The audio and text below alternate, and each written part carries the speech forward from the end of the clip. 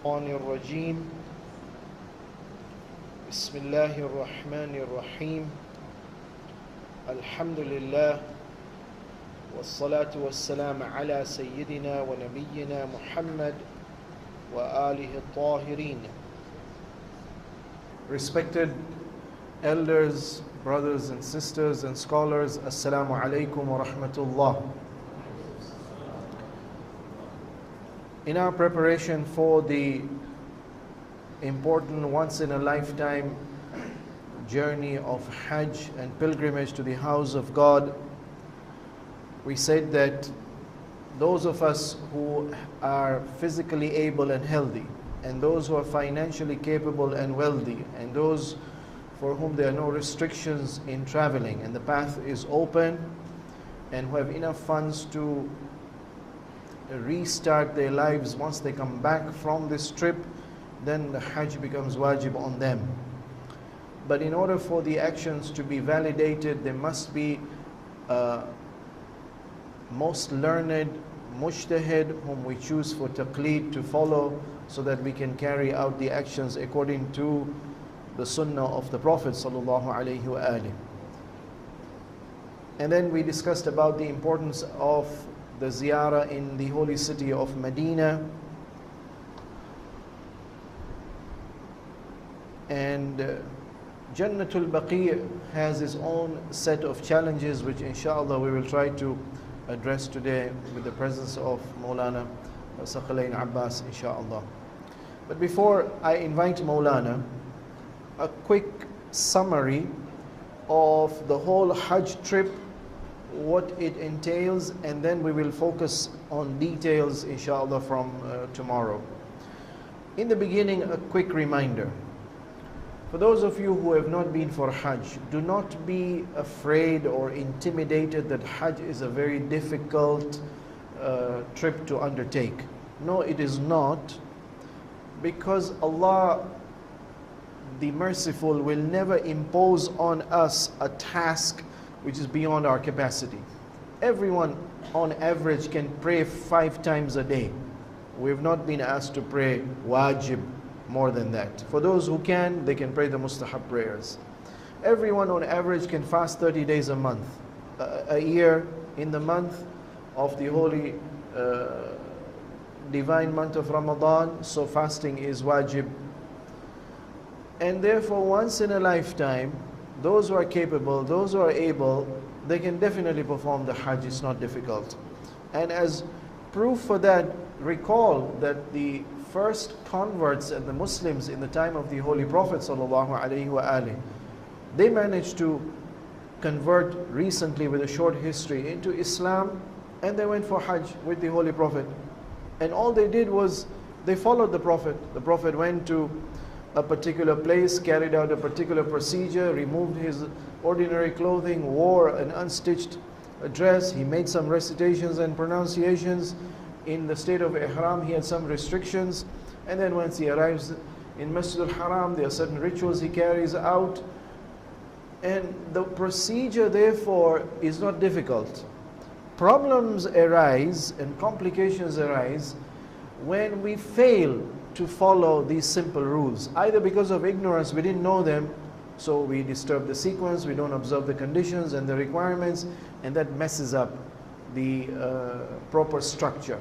Or no, it's not by ignorance, it's by negligence. We know it, yet we ignore and deliberately not carry it out properly.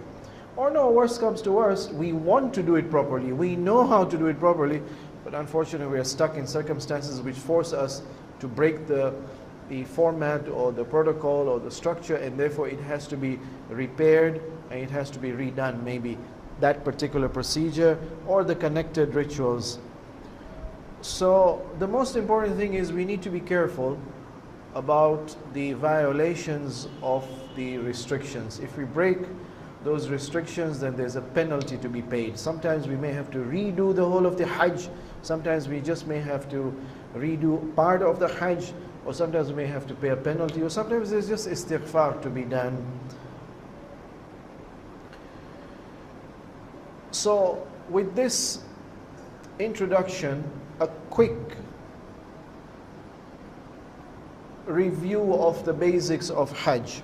Hajj, basically the once in a lifetime Hajj, the Hajjul Islam or the Hajjatul Islam, is composed of two pilgrimages, the smaller one and the bigger one. The smaller one is known as Umratul Tamattu', which has 5 wajib acts. And the second part is the bigger Hajj, the Hajjul Akbar, which is the Hajj Tamattu', which has 13 different wajib acts. So the Umrah Tamattu' is the smaller pilgrimage, is made up of 5 or maybe 6 if you include the restrictions of Ihram, 6 wajibat. The first wajib act is we need to go to a specific place known as the miqat. For those of us who will be going from Medina, inshallah, it will be the Masjid Shajara. That is where we have to enter into the state of Ihram. Ihram meaning that we remove our ordinary daily dress for men, the stitched dress, and we wear the unstitched dress. And then we have to make the niyyah for the ihram in the beginning of the Hajj and the Umrah. And then we recite the talbiyah, so we are already into the state of ihram. And once we are in the state of ihram, then there are certain restrictions. There are about 26 of them. Ihram, just like salah. Salah has about 13 restrictions which make the salah batil. We have to keep away from them for the few minutes that we pray salah. Saum has about 9 restrictions. We have to keep away from them for the whole day from Fajr till Maghrib. But Hajj has a longer number of restrictions, 26. Not for a few minutes or a few hours. It can be for a few days. We'll discuss the details of what those restrictions are. So in this state of self-discipline and self-control for the sake of God, and in the state of reciting talbiyah, our whole lifetime we've been saying labbaik, labbaik to other people, to our bosses, to our elders. If nothing else, if I am myself a boss, I say labbaik to my own nafs. For the first time now, I'm supposed to say labbaik to Allah alone. Yes, Master, the true Master. With this state of detachment from the dunya through the restrictions of ihram, and with this attachment to Allah through the repetition of labbaik, now we arrive in the holiest of the places, the Masjidul Haram, for the sake of tawaf. Lakini, in order to reach there, I have to wash myself 4 times. I have to make 1 ghusl for ihram in miqat. I have to wash myself a 2nd time, mustahab ghusl, when I'm entering the haram, Masjid Tan'een. And then I make a ghusl a 3rd time when I want to enter Mecca. And then a 4th time ghusl before I enter Masjid al-Haram. Of course, because transport is not under our control, we may have to do all the 4 of them or 5 of them once. But technically and truly speaking, it should be done at different stages and different times. Where is there a place on the earth where you can't enter unless you have done 5 ghusl? You have to be very pure, detached from all impurities, focused on Allah through labbaik, washing yourself again and again and again before you can enter Masjid al-Haram. And then in Masjid al-Haram we make tawaf around the Kaaba, 7 rounds, beginning from a particular place, the Hajar al-Aswad, and ending up also at Hajar al-Aswad. My life begins at a particular point. My life ends at a particular point. I don't decide when I come to the earth. I don't decide when I leave the earth. Allah brings me to the earth. Allah takes me away from the earth. But between the beginning and the end, where I move and how I move is under my choice and control. That training is in tawaf. 7 rounds, I will only move. Oh, my life will not be standing only. No, I'll be dynamic, I'll be moving. But my direction will be to keep on moving towards Allah all the time. And not alone, collectively, in society, not out in the desert or in the mountains. Once I finished the tawaf was an ibadah, but it's not enough. The highest form of ibadah is salah. For this tawaf to become complete, I must finish it with salah. In case I separate the two, I end tawaf and I go for rest. After a few hours, I want to pray salatul tawaf. Batil. It's connected. Salah is directly connected. Immediately after completion of tawaf, I go and pray salatul tawaf. Two rak'ah. But not anywhere in the masjid. No.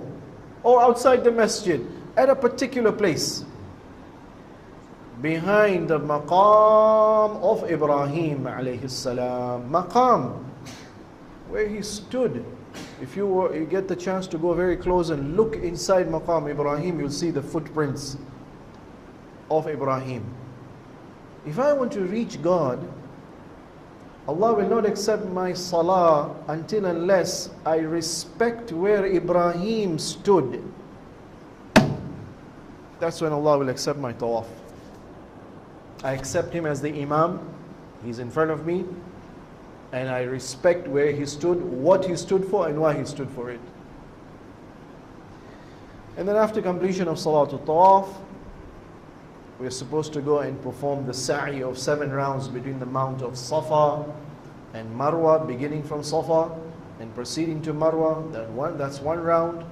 And the second round back from Marwa to Safa, in imitation of the 7 rounds that were made by the mother of Ismail, when she was struggling and striving and running and doing her best to look for a way to provide for a helpless little child who was dying of thirst. The spirit of sa'i is, I have to make my utmost effort in all possible ways to try to serve not only the whole of humanity, but the most weakest and the most needy of humanity. If I have developed that spirit of sacrifice, yes, I have reached close to God. And then, therefore, my lesser pilgrimage is complete by the act of taqsir, which is trimming the head or trimming the beard for the gents, or trimming the hair for the women. And that is the salam of the salah. The salam makes us terminate the salah and come out of salah. Taqsir makes us terminate our lesser pilgrimage. And then we are in a state of tamattu'. All the restrictions of ihram are now lifted. Because they are lifted, whatever was haram becomes halal. So if touching or looking at a legal spouse was haram temporarily, now that tamattu' becomes halal. Perfume was haram, tamattu' becomes halal. Looking in the mirror was haram, it becomes halal. So all the ihram restrictions are lifted, except for a few, which is hunting a prey or plucking a grass in the haram, or shaving the head. Shaving the head is for the bigger pilgrimage. That is in Mina on the day of Eid. So during this time period, we've completed the Umrah, the lesser pilgrimage. Now we await in Makkah. A restriction. You can't leave Makkah. Sorry. You have to stay in Makkah. It's as if we are imprisoned in Makkah, in preparation and in waiting for Hajj Tamattu'.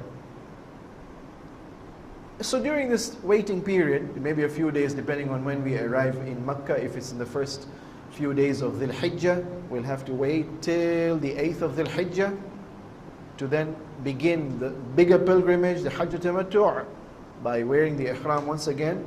So during this time period, there are many mustahab. There's nothing wajib anymore now. A lot of mustahabbat. As many tawaf as possible we should try to do. Salah in Masjid al-Haram, recitation of the Quran. So the next part is the Hajj Tamattu', the bigger pilgrimage. In order to appreciate the difference, I have put a table. The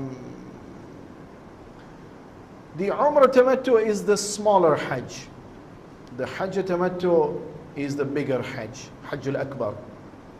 The Umrah Tamattu' can be done any time, beginning from the month of Shawwal. You can enter into the Ihram for Umrah Tamattu', no problem, till just before the time required to complete the Umrah Tamattu' before the wajib stay for Hajj Tamattu' in Arafah. At any time period you can do this Umrah Tamattu'. But the time period for Hajj Tamattu' is not so long, it's restricted. From the Dhuhr of the 9th of Dhul Hijjah till the Dhuhr of the 12th of Dhul Hijjah. And therefore the difference is, people come from all parts of the world to do Umrah Tamattu' at any time during this month of Shawwal, Dhi Qa'dah, Dhi Hijjah. But everyone at the same time has to begin Hajj Tamattu', the Hajj Akbar in Arafah. And therefore definitely the congestion and the crowding is less in Umrah Tamattu', but a lot more. The whole full size of 2 million or so Hujjaj will be there for the Hajj Tamattu'. And Hajj Tamattu' therefore is much longer. It's got 13 wajibat. And the difference, of course, is the niyyat also. The niyyah of Umrah Tamattu' is I'm performing Umrah Tamattu' as part of Hajj al-Islam for the pleasure of Allah. But here it is, I'm performing Hajj Tamattu' as part of Hajjatul Islam to please Allah. Otherwise the ihram is the same. You remove the stitched clothing, you wear the unstitched clothing, and you observe the same restrictions in ihram as were there for Umrah Tamattu'. The difference is, in the case of Umrah Tamattu', the miqat was Masjid Shajara, because we will be proceeding from the holy city of Medina. But in the case of Hajj Tamattu', the miqat will be the city of Mecca itself. And the place where we will go and perform Hajj Tamattu' is a wide-ranging place, beginning from Arafah, the most distant place away from Masjid al-Haram. Then we start coming back from Arafah to Muzdalifah, and then from Muzdalifah to Mina, which is the closest to Mecca, and finally we return to Mecca for the Hajj, for the Tawaf al-Hajj. And you notice that Umrah Tamattu' therefore is very fast. Within a few hours you can finish the whole of Umrah Tamattu'. You are out of Ihram. But Hajj Tamattu', no, it's a slow process. If in fasting you have to stay in Ihram and make 9 things haram for a few hours, if in Salah things are haram for a few minutes, in Hajj Tamattu', minimum from the Dhuhr of the 9th till the day of Eid, when you come out of Ihram partially and not fully. Fully is when you complete the rituals in Makkah. Inshallah, I'll give the outline for Hajj Tamattu' in the next session. We shall invite Maulana Thaqalain Abbas to enlighten us on the challenges that we will face when we will go to Jannatul Baqi'. Unfortunately, there are differences between the Muslims, and instead of there being appreciation and respect and understanding and tolerance, there are some Muslims who want to impose by force their ideology, their understanding, their theology on the rest of the Muslims, and especially the followers of the madhab of Ahlul Bayt. Because the danger is serious. The moment you land at the airport, you shall be bombarded with propaganda. Till the time you reach Jannatul Baqi', there will be physical presence of certain officials who will try to stop you from carrying out the mustahabbat. And therefore you need to be informed that why is it that we pay respect to the ma'asumeen, to the shuhada, to the amwat in that particular way, and what is the reasoning and the background, inshaAllah. Wassalamu alaikum wa rahmatullahi.